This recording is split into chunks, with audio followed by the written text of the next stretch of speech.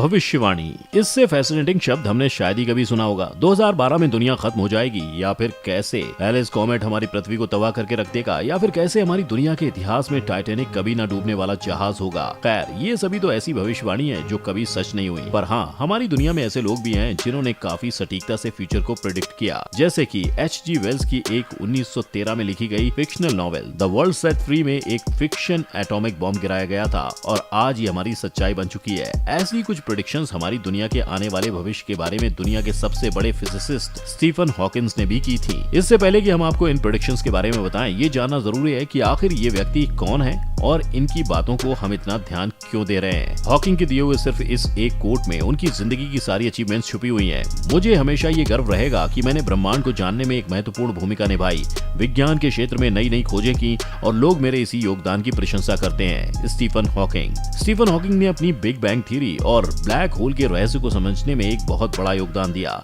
इसके अलावा इन्होंने दुनिया की सबसे बड़ी पहेली यानी कि समय को सुलझाने में बहुत बड़ा हाथ है। उनकी most sold record breaking book a brief history of time ने भी उनके काम के प्रशंसक और बाकी लोगों के बीच काफी पॉपुलैरिटी हासिल की है। अब अगर एक इंसान की इतनी उपलब्धियां हो तो आखिर इनकी बात को कोई अनसुना करे भी तो करे कैसे। स्टीफन हॉकिंग ने मनुष्य और धरती से जुड़ी कई दिलचस्प और हैरान कर देने वाली भविष्यवाणी भी की है। इन सभी बातों पर विश्वास करना किसी भी इंसान के लिए मुश्किल हो सकता है। आइए जानते हैं कि स्टीफन हॉकिंग ने धरती से जुड़ी कौन सी भविष्यवाणी की थी। एलियंस से जितना दूर रह सकते हैं उतना रहें। हॉकिंग का ये मानना है कि हमें दूसरे ग्रहों के रहने वाले लोग यानी कि एलियंस को सिग्नल्स नहीं भेजना चाहिए। सबसे पहले तो आप ये बात समझ लीजिए कि हॉकिंग के इस एक स्टेटमेंट से ये बात साफ हो जाती है कि वो एलियंस में विश्वास रखते थे। हमारे प्लेनेट में एलियंस को ढूंढने के लिए SETI यानी कि search for extra terrestrial intelligence को लगाया गया है। ये स्पेस में सिग्नल छोड़ता है जिसकी मदद से स्पेस में कोई भी एलियन अगर हो तो CO से इंटरसेप्ट करके ये समझ जाएगा कि हम इस प्लेनेट पर रहते हैं। अब हॉकिंग को इससे क्या दिक्कत है, जरा ये भी समझ लेते हैं। इनका कहना है कि मान लो कभी गलती से किसी एलियन प्लेनेट ने ये सिग्नल कैच कर लिए तो इसके अंजाम क्या होंगे इसके बारे में कुछ भी नहीं कहा जा सकता, क्योंकि हम नहीं जानते कि एलियंस या दूसरी सभ्यता के लोग किस स्वभाव के हैं। हो सकता है कि वो वायलेंट और अग्रेसिव नेचर के हों, या वो किसी ऐसे ग्रह की तलाश में हो जिस पर वो कब्जा कर सकें। अगर वो हमसे ज्यादा ताकतवर हुए और हमारे सिग्नल्स का गलत मतलब निकाल लिया तो वो इंडिपेंडेंस मूवी की तरह हम पर अटैक कर सकते हैं, जिसके चलते हमारी स्पीशीज एक्सटिंक्शन के कगार पर आ जाएगी। आज से कुछ साल पहले तक हम ये मानते थे कि हम इस पूरे यूनिवर्स में अकेले हैं। आज तक ऐसी कई वीडियो सामने आई हैं जिसमें कुछ अनआइडेंटिफाइड ऑब्जेक्ट्स हवा में उड़ते हुए नजर आए हैं, और इन्हें हम अक्सर UFO के नाम से जानते हैं। अभी तक ऐसी ऑकरेंसेस की कोई भी ऐसी एक्सप्लेनेशन नहीं आई है जिससे हम इन इंसिडेंट्स को समझ सकें। अगर हम अभी तक इस बात को नहीं समझ पाए हैं तो ये कहना मुश्किल है कि हम इन सभी जीवों से इवोल्यूशन के टर्म में आगे हैं। जैसे हम ह्यूमन इवोल्यूशन में हमारे प्लेनेट की बाकी स्पीशीज से आगे हैं और उन पर जब चाहे एक्सपेरिमेंट्स कर सकते हैं, वैसे ही अगर वो हमसे आगे हुए तो पिंजरे में बंद करके हमारे ऊपर एक्सपेरिमेंट्स होने में ज्यादा देर नहीं लगेगी।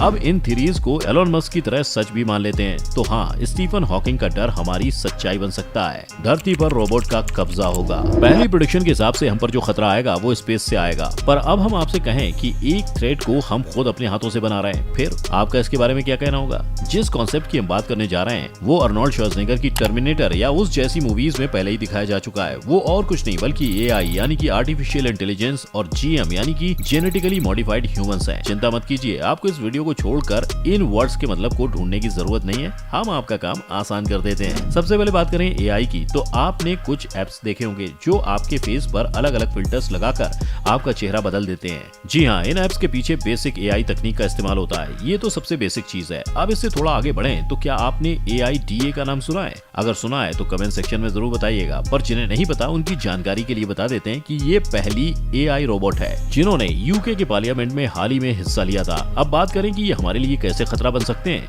तो एक रोबोट का UK पार्लियामेंट में हिस्सा लेने का मतलब ये है इनके पास हर बात को समझने और उसे एनालाइज करने की पावर आ चुकी है। और ये ऐसा कैसे कर पाते हैं, तो इसका जवाब है इंटरनेट। एक फास्ट प्रोसेसर होने की वजह से ये हमारी बताई गई बातों को तेजी से एनालाइज कर सकते हैं, जिसकी वजह से ये हमारे ही एक्शंस हमसे बेहतर समझ सकते हैं। बस अब आप इनकी फंक्शनिंग देखकर समझ लीजिए कि इनको ये बात समझने में कितना समय लगेगा कि इन्हें अपने सर्वाइवल के लिए हमारी जरूरत नहीं है। इस सवाल के जवाब को हम यहीं छोड़ देते हैं और GM के कॉन्सेप्ट पर चलते हैं। इसका मतलब ये है कि हम अपने जीन्स को अपने हिसाब से मॉडिफाई कर सकते हैं, यानी कि अपने हिसाब से हाइट चुनना या फिर उनका बॉडी टाइप डिसाइड करना या फिर एक इंसान की इंटेलिजेंट डिसाइड करना इस कॉन्सेप्ट से संभव है। ये एक ऐसी एडवांसमेंट है जो एक इंसान को उसकी मैक्स पोटेंशियल तक लेकर जा सकता है। जेनेटिकली जीन्स को इंजीनियर करके एक इंसान कैप्टन अमेरिका की तरह एक सुपर सोल्जर बन सकता है। इस कॉन्सेप्ट का साफ मतलब है कि नेचर की बनी हुई चीज के साथ खिलवाड़ करना बहुत सी मुसीबतों को न्योता देता है। अनकंट्रोलेबल पॉल्यूशन, ग्रोथ, अलग तरह की एलर्जीज, कुछ गिने चुने प्रॉब्लम्स हैं जो हमारे सामने आएंगे। बस यही सारी बातें हॉकिंग के दिमाग में भी इस प्रेडिक्शन को लिखते हुए थी। उनके मुताबिक धरती पर मनुष्य की जगह रोबोट के राज के खतरे की आशंका जताई थी। उनके अनुसार आने वाले सालों में रोबोट तकनीक खुद एक ऑटोमेटिक सभ्यता बनकर मनुष्य प्रजाति पर अपना शासनकाल स्थापित कर लेगी।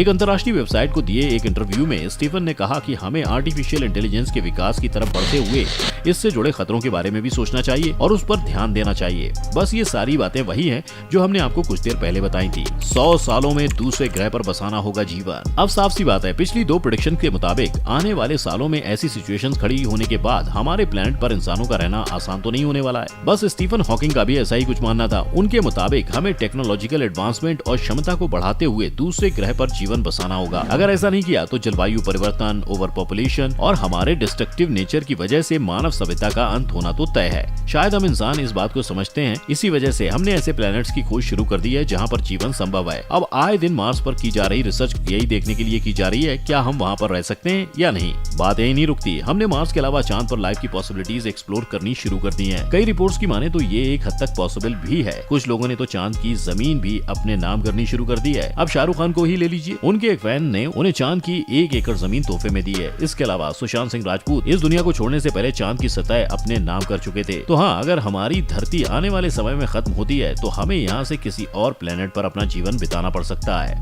शुक्र ग्रह की तरह बन जाएगी धरती। स्टीफन हॉकिंग की चिंता सिर्फ साइंस के क्षेत्र में ही नहीं थी, वो हमारे एनवायरनमेंट को लेकर भी उतने ही कॉन्शियस थे। उनकी एक भविष्यवाणी के मुताबिक आने वाले समय में पृथ्वी का तापमान वीनस ग्रह के तापमान जितना हो जाएगा, जो कि हमारे पूरे सोलर सिस्टम का सबसे हॉटेस्ट प्लेनेट है। और इसी के साथ उनकी आखिरी भविष्यवाणी भी जुड़ी थी, जिसमें उन्होंने लिखा था कि धरती पर एसिड रेन हो सकती है, पृथ्वी का तापमान 250 डिग्री सेल्सियस तक पहुंच सकता है, जो मानव सभ्यता सहन नहीं कर सकती। 2016 में डोनाल्ड ट्रंप के राष्ट्रपति बनने के बाद ये चिंता और भी बढ़ गई थी। हॉकिंग ने ट्रंप के पेरिस एग्रीमेंट से हाथ खींच लेने के बाद ये कहा था कि ट्रंप का ये कदम धरती को बर्बादी के कगार पर धकेल सकता है। ये शुक्र ग्रह की तरह हो सकती है, जिसका तापमान 250 डिग्री सेल्सियस होगा और यहाँ सल्फ्यूरिक एसिड यानी खतरनाक तेजाब की बारिश हुआ करेगी। आपको क्या लगता है कि इन सभी भविष्यवाणियों में से कौन सी सच होगी? हमें कमेंट सेक्शन में जरूर बताएं। अगर आपको ये वीडियो पसंद आई हो तो इसे लाइक और शेयर का बटन दबाना ना भूलें। बाकी जितने भी लोग इस चैनल पर नए आए हैं वो सब्सक्राइब और बेल आइकन का बटन दबाएं, ताकि आपको हमारी आने वाली सभी वीडियोस की नोटिफिकेशन सबसे पहले मिले।